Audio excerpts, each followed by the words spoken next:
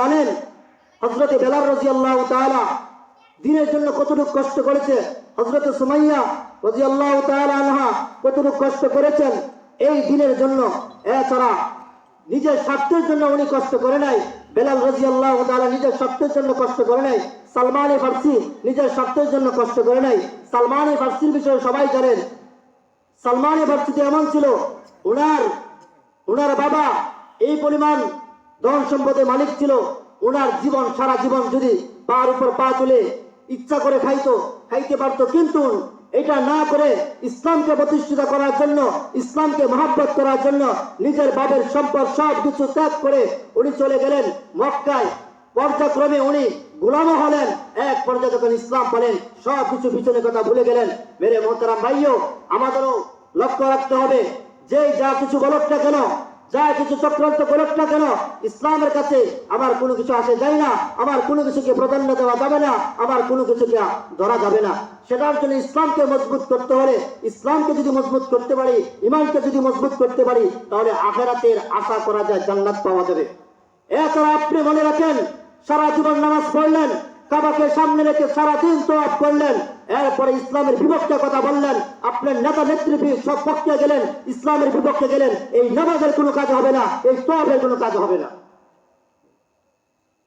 কাজ করতে হবে আমরা ইসলামের, কাজ করতে হবে ইমানের খাতিরে আপনার দলকে ত্যাগ করতে হবে, ইমানের খাতিরে সব কিছু ত্যাগ করতে হবে, যেমন সাহাবায়ে কেরাম রাদিয়াল্লাহু তাআলা ত্যাগ করেছিলেন। এটা হলো সচ্চা ইমান, এটা হলো সচ্চা খাঁটি ইমানদার। আর আমরা সামান্য কিছু কথা নিয়ে ইমানকে বিক্রি করে দেই, ইমানকে দুনিয়ার সাথে মিশিয়ে দেই। কেন? এটা আমাদের ইমানের কমতির কারণ হলো, আমাদের ইমানের কমতির কারণ হলো আমরা রাসূল সাল্লাল্লাহু আলাইহি ওয়াসাল্লাম জীবন সম্পর্কে জানি না, সাহাবায়ে কেরামের জীবন সম্পর্কে জানি না। সাহাবায়ে কেরামের জীবন সম্পর্কে না জানার কারণে, রাসূলুল্লাহ সাল্লাল্লাহু আলাইহি ওয়াসাল্লামের প্রত্যেকটা সময়ের বিষয় না সম্পর্কে জানার কারণে আজকে আমাদের পৃথিবীর এই অবস্থা। সারা বিশ্ব মুসলমানরা মার খায় কেন? ইমানের কমতির কারণে। এই জন্য তো মোল্লা আলী বলেছিলেন, যখন মুসলিমরা তাদের ইমানকে পরিপূর্ণ করবে সারা বিশ্ব মুসলমান শাসন করবে। এখন বর্তমান ইমানের হালত এই যে তারা নামধারী শুধু মুসলমান। বাংলাদেশেও তো আমরা দাবি করি 99% মুসলমান, জরিপ করে দেখেন কয় % মুসলমান পাবেন। দেখা যাবে কিছু কথা নিজের গায়ে লেগে যায়, দেখা যাবে আপনার বাপ মুশরিক, আপনার ছেলে মুশরিক, এমনকি নিজেও যে মুশরিক সেটাও জানেন না। কেন মুশরিক? আমার দলকে প্রাধান্য দিতে গিয়ে, দলের কথা, দলের গান গাইতে গিয়ে দেখা যাচ্ছে আমরা আল্লাহর বিপক্ষে চলে যাচ্ছি, আল্লাহর সাথে কুফরি করছি। এমন হাজারো আছে। জরিপ করে দেখেন নিজের ইমানটা কোন জায়গায় আছে। শুধু নামাজ পড়লেই হবে না, মাথায় টুপি দিলে হবে না। এই জন্য তো সাহাবায়ে কেরাম রাদিয়াল্লাহু তাআলা তারা মাথায় সুতার টুপিও দিয়েছিল, সময়ে তারা লোহার টুপি দিয়েছিল। কিসের জন্য? ইসলামকে প্রতিষ্ঠিত করার জন্য। যেই সময় লোহার টুপি প্রয়োজন, সেই টুপি পরিধান করেছিল নিজেকে রক্ষা করে ইসলামকে প্রতিষ্ঠিত করার জন্য। শুধু মসজিদে বসে তাসবিহ জপলে কাজ হবে না, ইস্তিগফার বললে কাজ হবে না, ইমানকে তাজা রাখতে হবে। ইমানকে তাজা রাখতে গিয়ে নিজের শরীরে যদি রক্ত ঝরতে হয় সেটাও প্রস্তুতি করতে হবে।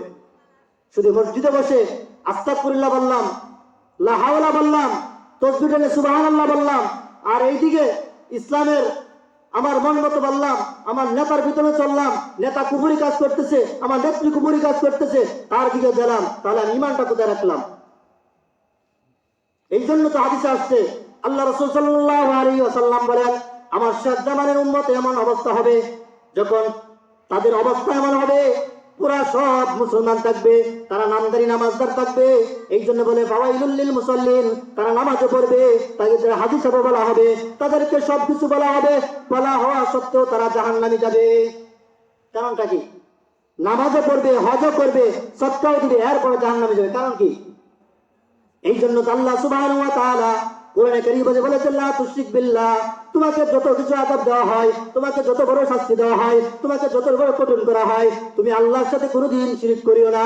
আল্লাহর সাথে শিরক না করে যদি তুমি অল্প আমল করো, এই জন্য প্রিয় নবী মুহাম্মদুর রাসূলুল্লাহ সাল্লাল্লাহু আলাইহি ওয়াসাল্লাম বলেন, আখলিস দীনাকা ইয়াকফিকাল আমালুল কলিল, তুমি যদি নিয়মিতভাবে শিরিক ছাড়া অল্প আমল করতে পারো, অল্প আমল তোমার নাজাতের জন্য যথেষ্ট হয়ে যাবে।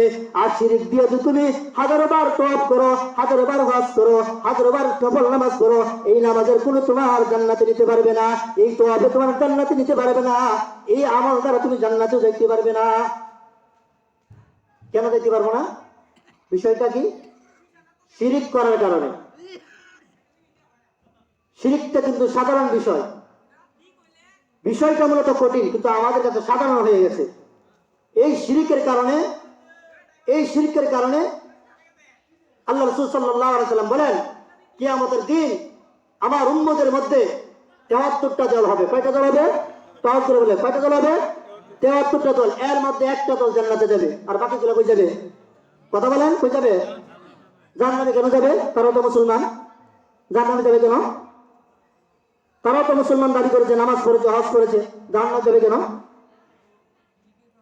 সেই দলটা আল্লাহ রাসূল সাল্লাল্লাহু আলাইহি ওয়াসাল্লাম বলেন, সেই দলটাকে চিনতে হবে, সেই দলের উপরে যে থাকবে সেই হবে জান্নাতবাসী। মা আনা আলাইহি ওয়া আলা আসহাবি, আমি এবং সাহাবায়ে কেরামের উপর যারা অটল থাকবে, অবচল থাকবে, তাদের কথা অনুযায়ী চলবে, তারাই হবে জান্নাতবাসী। তারা পৃথিবীতে যত দল আসবে, তারা পৃথিবীতে যত ফেরকা আসবে, যতই মুসলমান আসবে, তারা কোনোদিন জান্নাতে যাইতে পারবে না। এখন আপনি আমার চিন্তা করে দেখেন, আমি কোন লেভেলে আছি? ৭২ দলের ভিতরে আছি না ৭৩ নম্বর দলের ভিতরে আছি? নিজের চিন্তা নিজে করেন, অপরে করার দরকার নাই। অনেক আমার জীবনে পেয়েছি, কিছুদিন পরে মৃত্যুর সাথে যে পাঞ্জা লড়তেছে, যেমন আবু তালেবের, যেমন